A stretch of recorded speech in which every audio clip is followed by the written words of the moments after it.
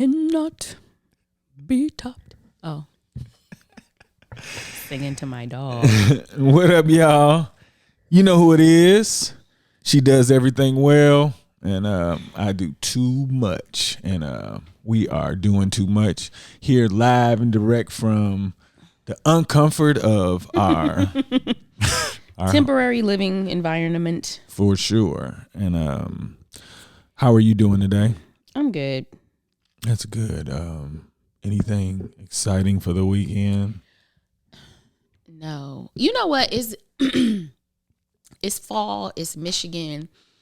It's a beautiful fall, mind you. And I really want to do what we have not done this fall, which I like to do, is the cider meal. I want to go to the cider mill. I want to get hot cider. I want my donut, my variety of donuts. Do they have gluten-free donuts? Look, we don't have time for this. So I do not believe they have gluten-free, but this is something that you can do in moderation. Don't do that. Look, check this out. Anyway, you will not. Rolling back, you asked me. And so, but now the cider mills have tasting bars where they do like... Oh, they really? do vodkas, wines, hard, not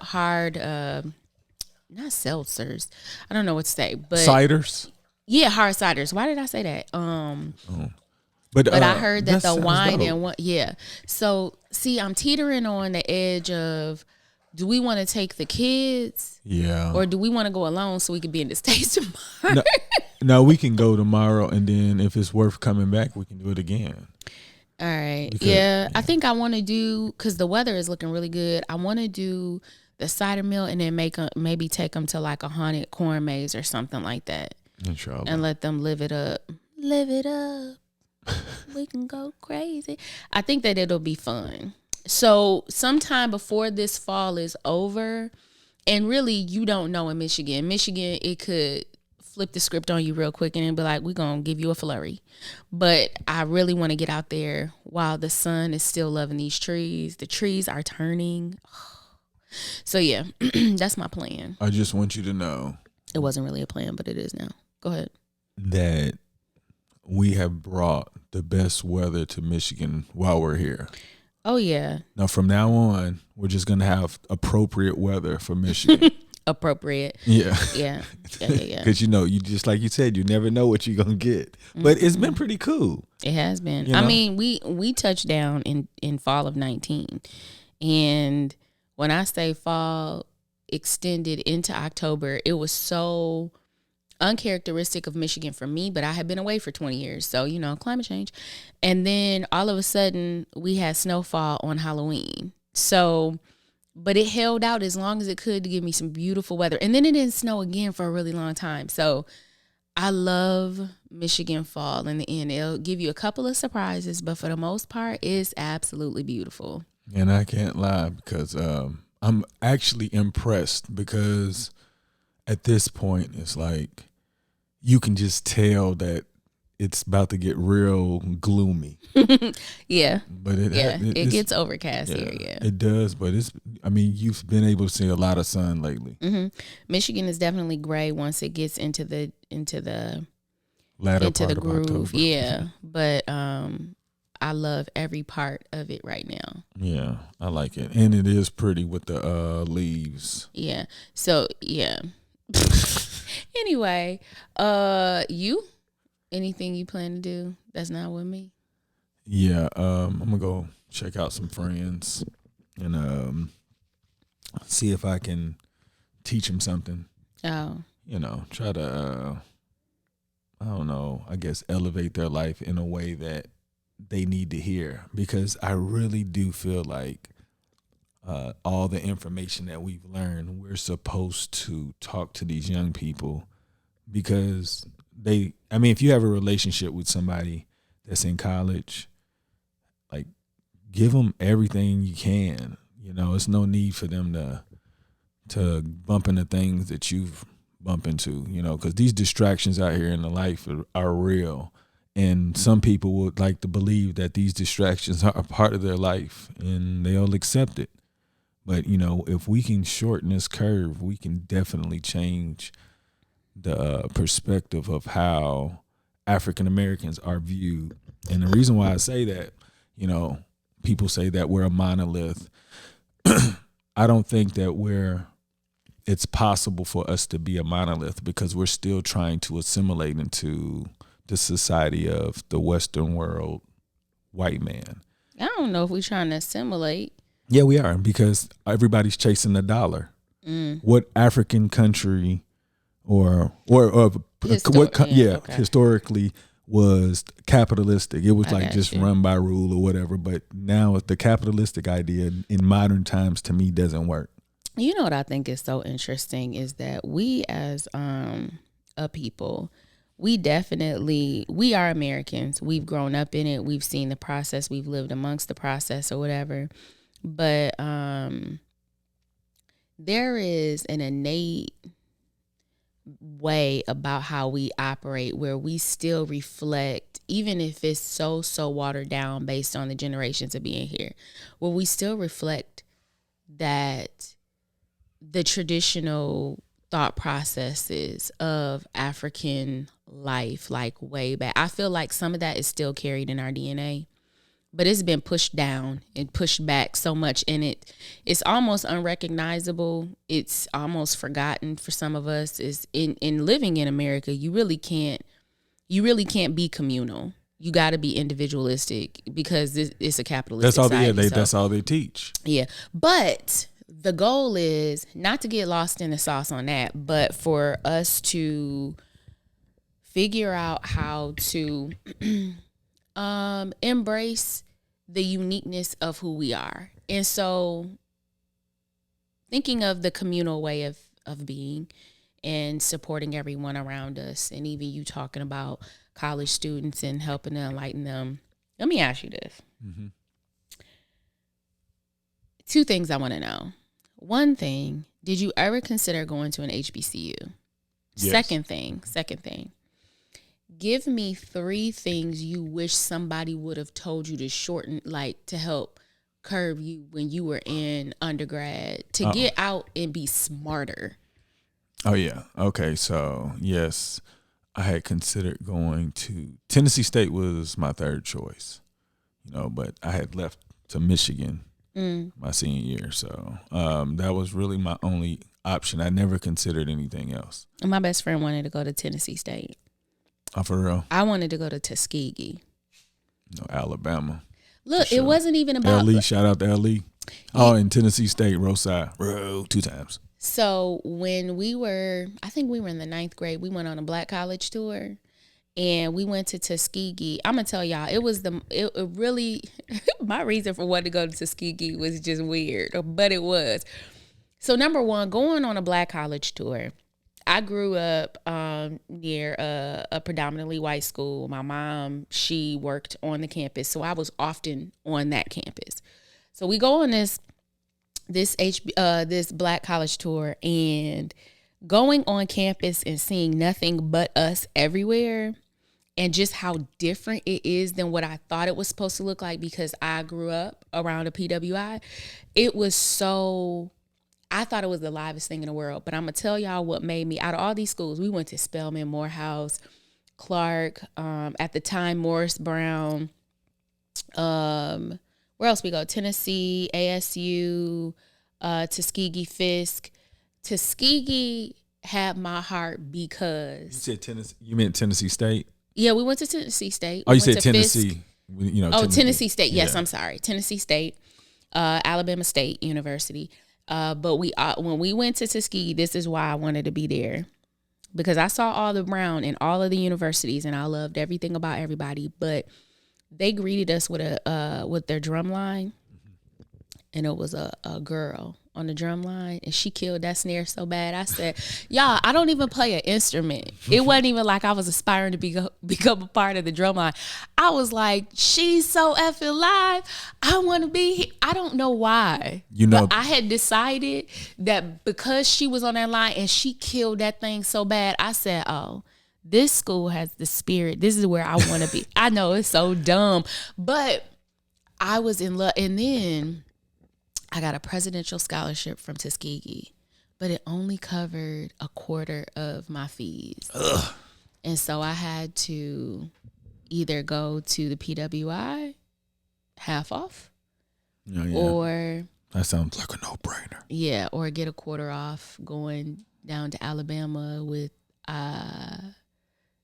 those fees. So yeah, that would have been a rude awakening. Hey, you know what? So this is one of my earlier moments in which I went for the minimum. I went for the bare minimum requirement. I mean, I liked my university, but it wasn't what I wanted. And I didn't push to pursue beyond that to get what I wanted. But anyway, yeah, so that's why I wanted to go to Tuskegee. No doubt. Because somebody could drum. Well, look, check this out. I wanted to talk about that too, because the coldest instrument in the band? The cymbals. Oh my God. Look, check this out. If I wanted to do anything in the entire band, it's the cymbals. Like, I went to North Carolina A&T back in, I think, 2001, and we went to a football game. Shout out to Kim E's. I think some of them, it was some were Deltas and some were AKAs, but they were really cool, and they took us to this football game. And, of course, at that time, they say you only go to the football games for the band. And I promise you, everybody goes to see the drums, right? And then you see these guys with these cymbals. I mean, they like whirling these cymbals, like oh my God, they like you just imagine, like it's like they it's so cold. And whoom, it reminded me of Drumline when the people with the cymbals came creeping from behind the drum line. Oh, they are so exciting to watch. And look, for real, the cymbals. Look, they don't get enough love. Shout out to the cymbals. Look, the word means so much to me. But 3 things that go ahead. I would you wish somebody would have told you. Honestly, I wish somebody would have sat me down and told me not to spend money. Like literally sat me. My father told me don't spend all that money on clothes and shoes. He's like, it ain't gonna mean nothing, right? But I told you I had already thought I passed my father, so how is he gonna tell me anything? And I didn't take that information from him because I was horrible with filtering out the correct information. But I wish somebody would have been like, look, like me, I feel like if somebody looked like me, didn't look like a dork, he looked like he's kind of like aware of what's going on with today. He's like, hey, look, this is what you do. I would have, I believe I would have received the information. But when it was only my father and I didn't have anybody, everybody was like when you get these things and people say, man, you look really nice. Like, I'm buying 3 more. Oh my gosh. In 3 different colors. So I wish somebody would have told me the money that I was taking from the government with the lowest interest rate ever to not use it to buy materials, but instead invest into anything, just anything. So God. Just imagine between 96 and 2001. Just 1,000. Look, listen, on anything, because it would have been like, oh my gosh. Just $1,000. Like it would have just ballooned remarkably. Like, that's a good lesson. And you know what? Check this out. I wish I would have even known that when I got my master's. And in 2005, I did the same thing. Oh, yeah. And I still used the money to buy materials. So now I get my specialist in 2010, and I'm still doing the same thing. And when we moved to Abu Dhabi, I was still doing the same thing. And now I look back and I'm like, all this money that I've wasted. Tricked it off. And I'm like, now I'm on some shoes. And this is the thing, like people know that I really cared about those things. And I look at it like people would have been like, let's just imagine if I had that information, we would have had property here and there. And it was like, they wouldn't have been, they were like, man, John is doing this, and this. Nobody ain't talking about his shoes or his, and I'm like, what? Hey, after the pandemic started, I want you all to understand that I haven't come out of a hoodie or some joggers for much of anything. All of those clothes didn't even matter. When we moved back from Abu Dhabi, I gave away 30 pair of shoes. Yeah. 30 and took 20 with me. Yeah. Like, but for what? I like that lesson though. Because I wish someone would have told me. Okay, and the last one. Wait, that was only one, wasn't it? No. I said no. The materials. Don't buy materials. Oh, okay, and then invest checks. Was twice. Yeah, invest your money from refund checks. If you're gonna take the best interest rate ever, just invest in it. Okay. In anything. I got you. And the last one. If you value yourself as a man, you won't give yourself to everybody. So, I believed when I was in college, my father said, don't get in a relationship. He said that those are the best years of your life. And, you know, once you graduate from college, you're going to be working for the rest of your life. So he's just like, you know, live your best life. And I did. And I maneuvered through college real reckless. And I believe that I wish, like, if I would have known, like, why. Like, I was doing what I thought that men do. You know, you're playing the field to get the best opportunity for you to maneuver in life, to have somebody to compliment you. But the idea that you're having sex with somebody, like investing your time into somebody, and you don't really have any intent, hoping that their sex is going to be that good, it's like crazy to me. I feel like we need to invest more time in getting to know the person, because if you invest in the person and find out who they really are, then you could possibly have sex. Because if you have sex with somebody that you don't really want to have a baby with, and you have a baby, it's like you got to deal with that consequence. And I feel like I could have had a lot of consequences, but by the grace of God, I was blessed to not have any, you know, illegitimate kids. Public health announcement right now. For sure. 50% of college students end up having HPV at some point. Human papillomavirus, also known as genital warts, not just on the inside of the woman's vagina, also on the outside, also on the man's penis. Doesn't necessarily have to be where the condom is. And we all know that we are a bit more reckless in college, and we don't always wear a condom. Just trying to save you. Message. Okay, well, anyway. So those were some good. I love how the first one was pouring into the second one, because good gracious, we did just trick that money off. I don't even know where that money went. And you know, like, I just think, like, honestly, if like our kids, they don't have to have those problems, right? But I'm worried about, like I know I have young people in college now, and I'm telling them, like, yeah, you should invest your money, because 10 to 15 years from now, that money could look really beautiful, because ain't nobody going to be caring about these things. So it's like, I hope my message is strong enough for them to understand that if you really want to invest in yourself, don't buy clothes and shoes unless you plan on flipping it and making it a business. Yeah. You know, just to add on to that, that's so crazy. Our 12-year-old, he has been on me about investing his money. And I've been dragging my feet. First, it was because the platform I was trying to use wasn't really talking to my bank or whatever. But he was like constantly on me like, okay, I have this money. I want to take 1,000 of it and I want to invest it.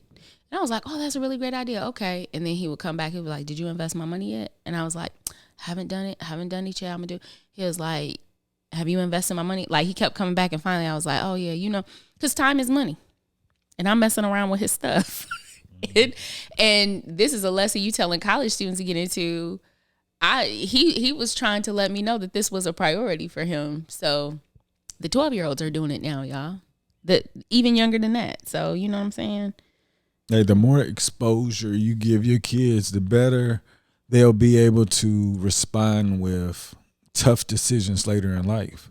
The way I think ultimately what helped me become successful was me leaving my household early, because I felt like I wasn't safe or something. Like mentally, I just wasn't safe, and I just had to go out and go get what I needed. But I wasn't prepared for real.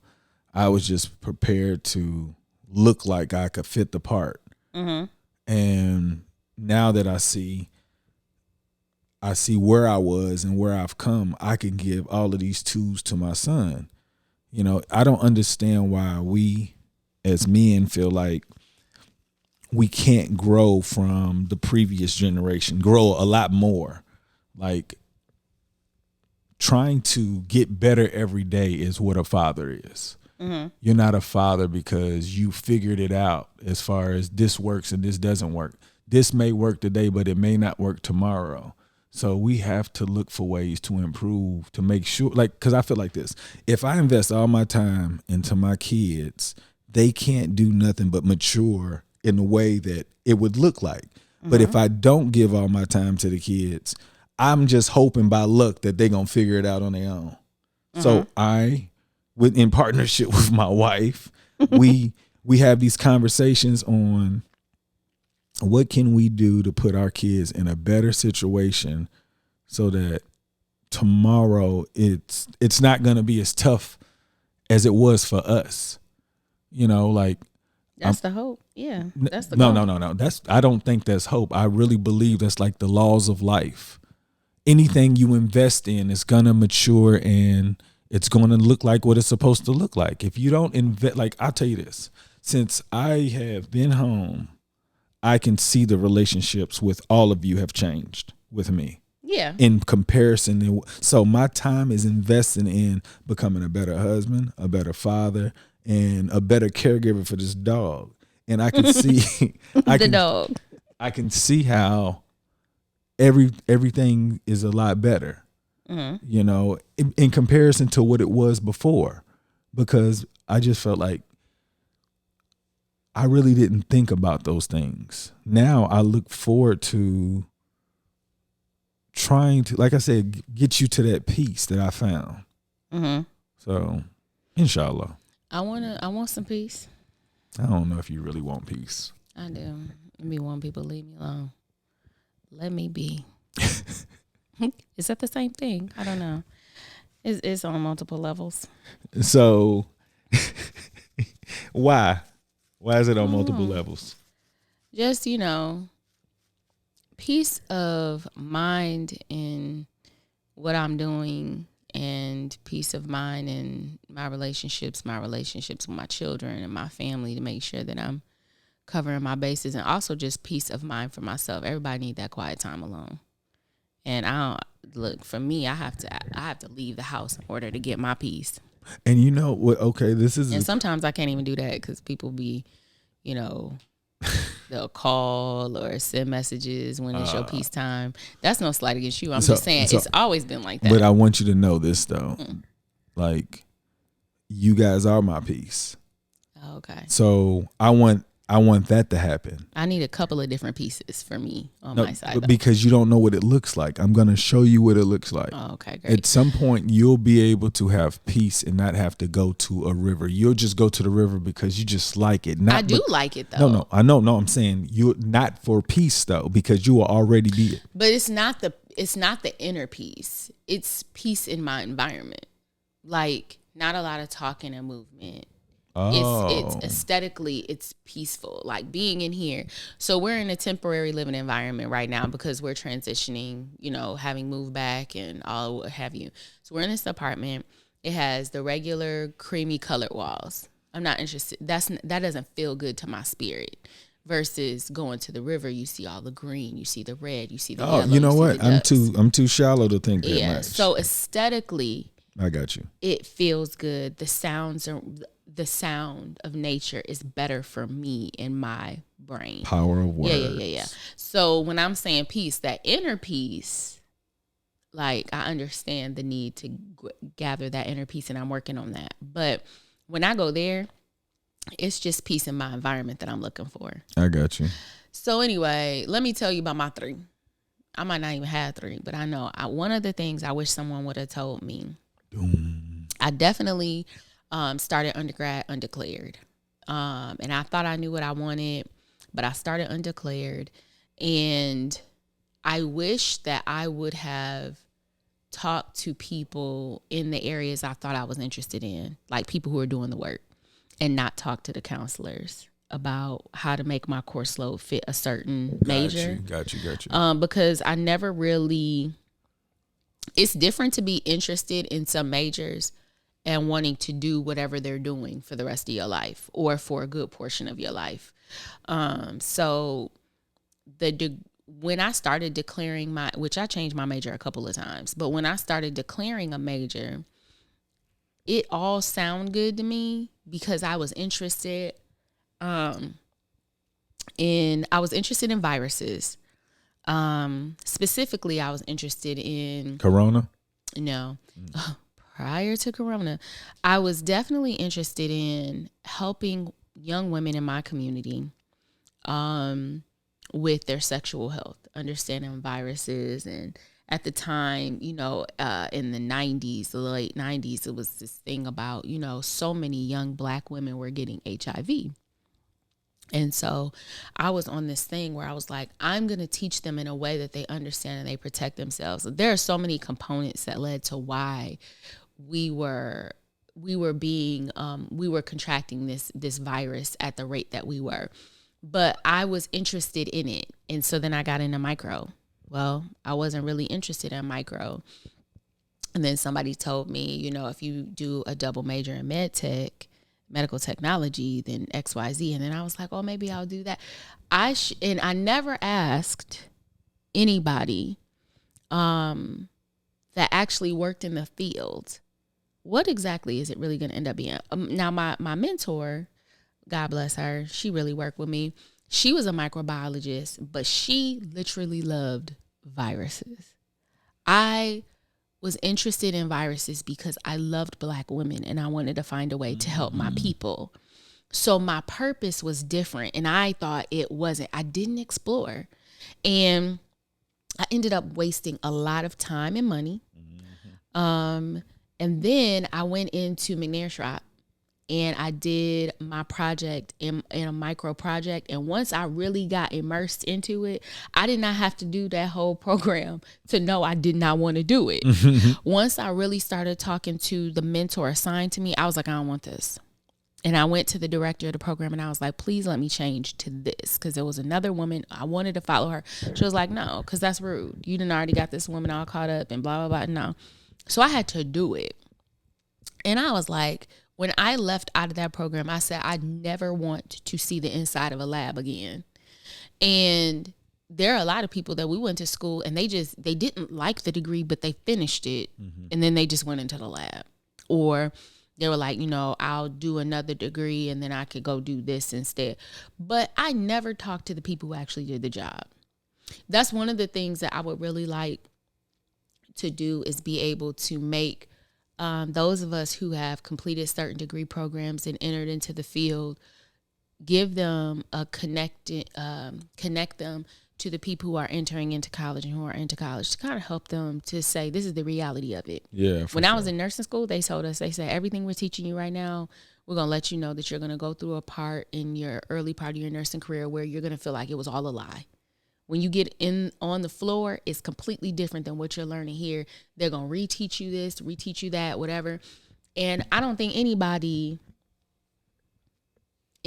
should. There's someone who loves every type of job.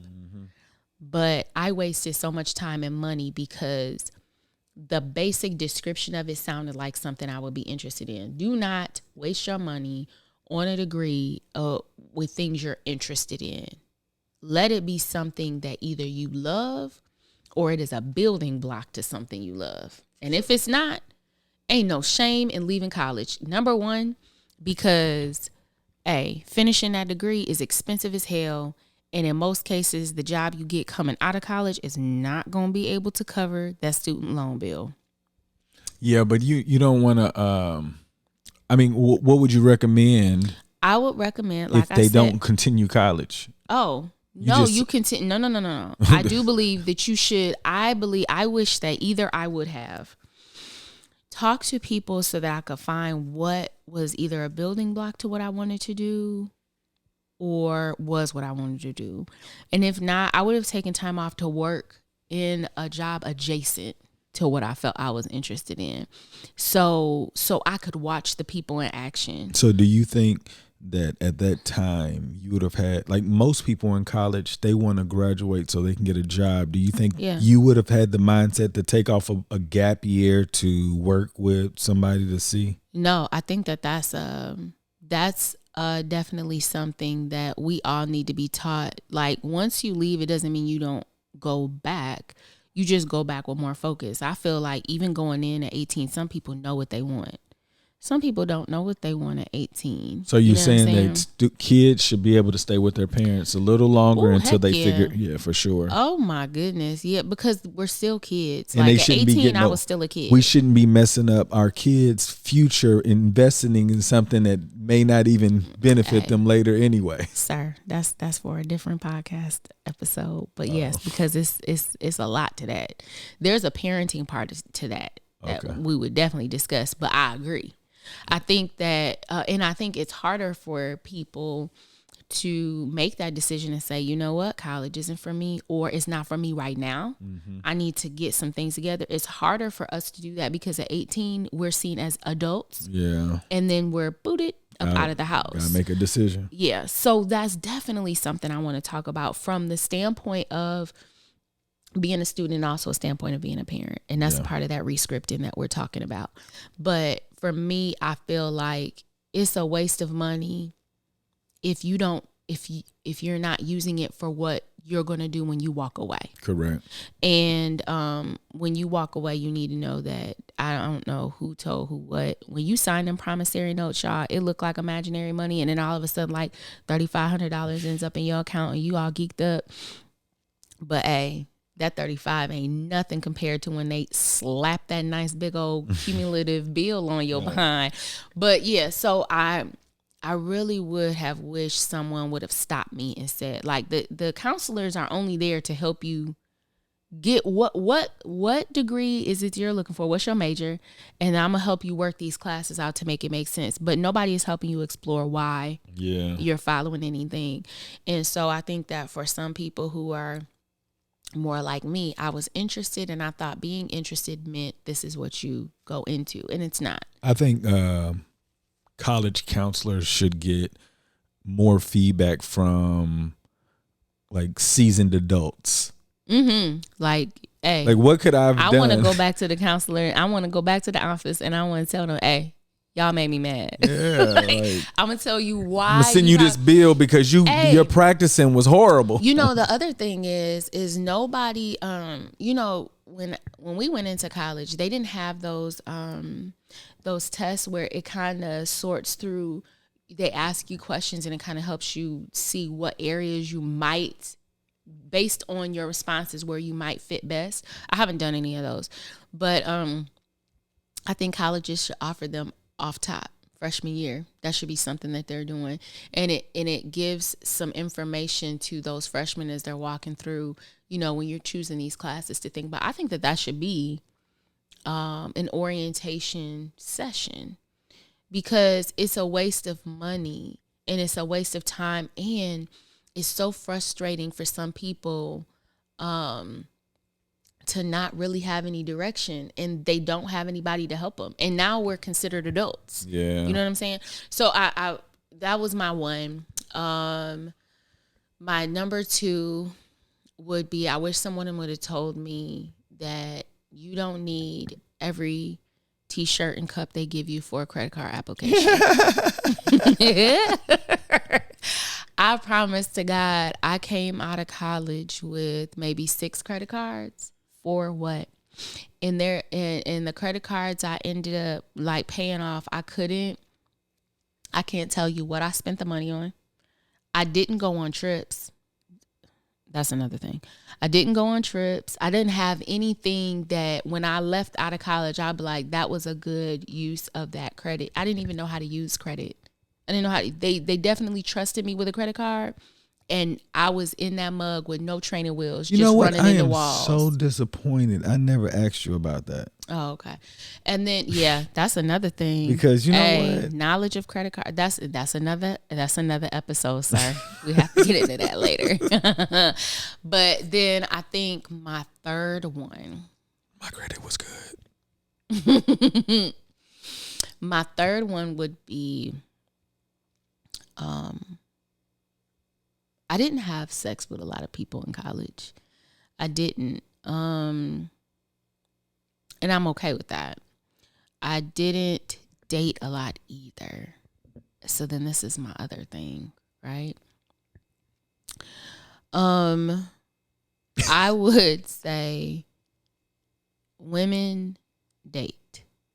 Don't date to find your husband. Now, I'm saying this way, and then I'm one of the people that came out of college and I married the person. But no, it's my turn. It's my turn. I agree. So what I'm saying is, women, whenever we like someone, we don't ever think he'll be fun to hang with. He'll be fun to kick it with. It usually ends up being a build up into something. And I wish I would have just had fun. I wish I would have dated guys and gone out. And when I say dated, it doesn't mean I was sleeping with everybody, but I wish I would have dated more people, gave more guys an opportunity, like, you know, to really hang out and enjoy myself rather than feeling like everything had to be, well, I like John. We be talking. So I'm not really talking to anybody else, but John is. But for some reason, and then it's like, yeah, there's no value in you holding yourself for someone who is not holding themselves for you. So unless it's a mutual decision, I really feel like women should feel just as free to go out and date as many people. Like, and this is also a lesson to men. Just because women date multiple men, it does not mean that she is having sex with all of them. And even if she is, it's her choice. As long as she's being safe, that's her decision. But I don't think we should feel bad about having a good time with multiple people. We should be shopping too, because you're finding what you like and what you don't like, and exploring. You know what I'm saying? And there were a lot of opportunities to meet different personalities and see what I like and what I don't like, and learn about the complexities of people. I wish I would have done more of that. So, ladies, my third piece of advice would be for women to date for fun. Strictly. If it becomes something else, then that's great. But date for fun. Well, like for your enjoyment. Is it like, okay, check this out. I'm just wondering. When if they date for fun, they don't want to have the intent of anything serious, right? But you can't really stop it. So it's like, why play the game if that's not your intent? Well, my thing is this. Okay, so say I'm dating John, Joe, and Jeff, and we're doing it for fun. It doesn't mean that all of them are going to want to fall in love with me. It doesn't mean that I'm going to fall in love with everyone. Okay, so if something ends up where I end up liking John more and he likes me more and we want to do something, then okay, then Mutt and Jeff or whoever the other two people were I named, they can go and we can explore it. But I felt like I didn't understand your tactics either, so don't. I know you didn't, but what I'm saying to you is that I'm not saying that all women are like me, but I'm saying that there's some sitting out there, and I'm talking to you, the ones who are sitting out there that were like me, and saying date for fun, date for your enjoyment, date for you to be happy. And you know what we could talk about? Remember how? No, I'm talking to you. How men and women date for different reasons. Oh yeah, it's a different podcast, y'all. It's a different podcast. That one right there is gonna be so. All right. I want y'all to revisit that. So those are solid 3 though. Yeah, credit cards, choice and career degree program, and dating for fun. For sure. Yeah. So, what do you think? So tell me this, as a parent now, what do you think that your kids, what do you want your kids to know that you haven't told them? Mm. I don't know. There are so many lessons that I learned that I hadn't even, it doesn't sit at the forefront of my mind. It takes a trigger. It takes something happening for me to be able to impart that bit of wisdom that I might have gotten. I think that the things that are going to stand out to me before they go to college, is that what you just asked? Y'all, I'm so scatterbrained. You asked what would I want to tell them before they go? No, I'm saying. What? Go. Tell me. What was the question again? What would you give to your kids now that you haven't given to them yet? Like, what type of advice would you give? Oh, I was thinking about advice before they went into college. Okay, so what kind of advice? Oh, okay. So we have 2 freshmen right now. And one of the conversations I want to have with them is about sex. And I want to have a conversation about sex because even though I don't feel like they're on that level now where they're thinking of it, and that's me being really open and honest, because I know I thought of it very early and I'm thinking about their personalities. I also know that the level of, I just need them to know what is possible, what thought processes are possible with other people, how they've been raised, how they see sex, how it can become something that, they're pressured into, and how, using your resistance skills and advocating for yourself and whatever choices you make. So I feel like it's multi-levels to a sex talk. I don't feel like it's just one. I feel like it's like a full-on course. But I feel like we need to begin discussing sex to understand,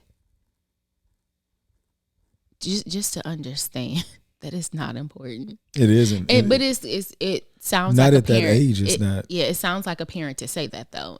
But I want to come from a really honest perspective of someone who was sexually active in my teens, and just so you know, I'm very, very it is all my intention to be completely open and honest about all of my choices and why I made them what I was thinking and how it panned out, because I want them to understand, I know exactly what my thought process. I'm not trying to manipulate them into just doing what I want them to do. I'm going to tell them how I was thinking, and it was stupid. Like, my thought processes, it made all the sense in the world to me at that time.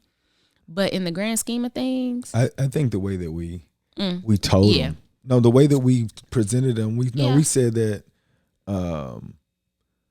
if, like, whatever you want to be when you grow up, that if you end up doing adult-like things, you get these consequences. Your trajectory is going to go down. Remember? Yeah, but we're very, like, we've already taught the sexual anatomy. We've talked about childbirth. They've seen childbirth either by C-section and vaginal birth.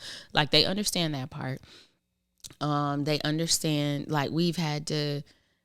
Yeah, no, I know. I'm saying, when you say that you want to have this conversation, how in depth do you want to go in? Yeah, I feel like I want to break down the basic parts of sex, a very open and honest conversation, and include anatomy, include what happens afterward, include the possibility of STDs. Just like we were talking about HPV earlier. That's some people get HPV and it goes away on its own. Some people, they have it for life. Some people, it continues to flare and you end up giving it to someone else. We're in the age of HPV vaccinations now, but not everybody has them. Yeah. And there are like 100 different types, and the vaccine is going to hit all of them. So you're going to live with something for the rest of your life. And you're going to have to, if you're a really honest person or a good person, you're going to tell whoever you're going to have sex with, look, I have this, it's not active, whatever the case may be, depending on what virus they have. So you got to be responsible then. That's added responsibility. For so sure. If you, and it's easy to get things and not, you know, so that's something you gotta live with for the rest of your life. But I don't believe in scare messages to scare, just to inform. So got you. There's gonna be information about that. There's gonna be information on how it's supposed to make you feel, because what you see on Netflix and for kids who have access porn, that's not real. You think that that's what it's going to be, and it's not. And so there are going to be real open conversations, and it's going to begin with, okay, so tell me what you know. You know what I'm saying? This is another podcast. That's a whole different podcast of how we would go into it. No doubt. But yeah, I probably gave most of what I would say, but sex. I think sex is the first thing I would want to address with them, because I feel like all it takes is one time for it to turn into, like, we have one boy and one girl. So if it's a boy, you know, and he gets someone pregnant, it's that parent's decision what happens next with that girl. And if there's the baby, we're responsible. You know what I'm saying? So it has a rippling effect. Oh, and yeah, with so many ways. We have that decision, then we have our own daughter and her body and what she's capable of. And, you know, it's so many things to think about. It is. So sex, yes. And I think about that because it's a lifetime commitment after that situation happens, whether it's the STD, whether it's pregnancy, whether it's a situation in which you have not been, our son or our daughter or our nephew have not been properly taught about consent. Correct. And you get into a situation and now all of a sudden it wasn't consensual. And our nephew and our son are like, but we thought no. So now that's a lifetime of problem. Our daughter not understanding whether or not she can say no or how to manage that, and her getting into a situation that emotionally impacts her for a lifetime. Sorry, y'all. This is really another podcast altogether episode. But I'm saying that came to my mind first because it has a lifetime. No, I love the content. Yeah. I love this. And this then topic. the other thing I would talk about is what you were saying, like investing. I think that that's definitely something that I did not know to do at a young age. And by the time I learned, like, I've lost, years. But there are other people, like, you've known someone who's been investing since he was like 19, 20 years old. And it pays off, and it didn't take much to start. But if you start young. Correct. You know what I'm saying? It's just exposure, being aware. Yeah. And so those are two things that I didn't know enough. Yeah. And I want to make sure they know enough. Definitely. I think our intent is pretty proactive with trying to make sure that we're ahead of the curve, because we do think that, I mean, something's not always going to go right, but as long as we continue to prepare, we can reduce the amount of stress we got to take. So it's like just being proactive, because we were kids, and so we have to expect them to mess up, but we have to just give them as many tools as possible so that they can make the best decisions.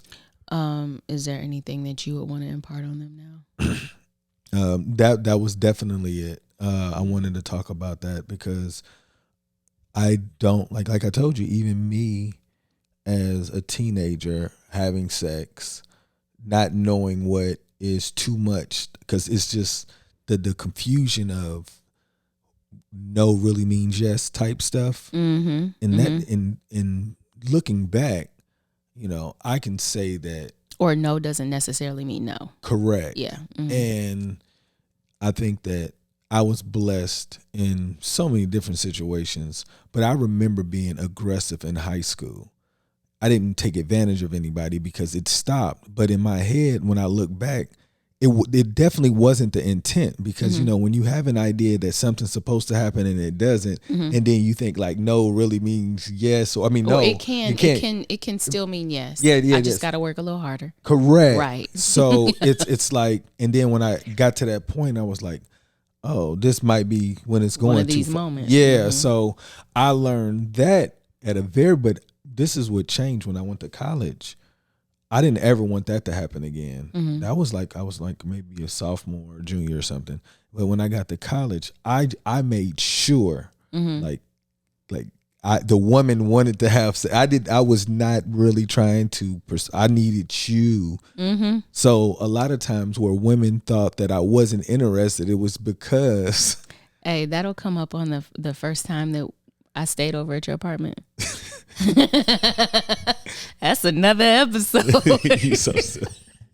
No, but that definitely that goes with consent. So that's coming, y'all. That story right there was so. But funny, you can even say, but from that, I really did mean that. Like I was like, I'm not gonna do anything. Yeah, like I need you to feel like you find me attractive enough to come over. Yeah, no. So yeah. I didn't even think about that. For those are for episodes to come. I'm excited to talk about all of those because I feel like there's funny parts in it, but it's serious parts. But man, definitely, yeah. But look, is anything else you want to say before we get out here? Because I didn't realize we was talking this long. Nah, I'm good for today. All right, I want to give a shout out to WeBuyBlack.com. You can get your household needs and your really a lot of stuff that you would typically go to Walmart or Kroger. You can just, I'm definitely recommending those who can do it I encourage you to buy within our community so that we can build capital and assets within us. It's not to separate, but it's just to help us catch up because they've had this head start. And if we don't put back into the community, then we'll just keep talking about, hey, something's got to change. So let's be the example that we want to see. Definitely. And I want to give a shout out to For the John. It's a Black woman. I found her on Instagram. And she has this one sweatshirt. I just got it. I love it. It says it wouldn't be wise to bet against the kid, right? But a John is like a JAWN. It's like an intelligent, unapologetic woman who is just, she's boss, but it's just beautiful. You know what I'm saying? And it's like just being bold and saying, I'm not going to feel bad for being like, I'm embracing all of this. And I love her, like the color choices, some of the sayings she has on some of these sweatshirts, I love. But the one that said it wouldn't be wise betting, that was one of my favorites. What's her name again? What is her name? Her name, the Instagram site is For the John. For the John. Yeah, and that's JAWN. But I do love her and her product. I just got her sweatshirt a couple of weeks ago, and I love it. So I love it. So I would like to put it out there that I love her product, and I would like for people to just take a look, see. Try her out. It's cute. Definitely. Well, with that being said, attack the day with relentless tenacity. Bend all opportunities to your will. Be great on purpose. Bang, bang, bang. Skeet, skeet, skeet. Boom.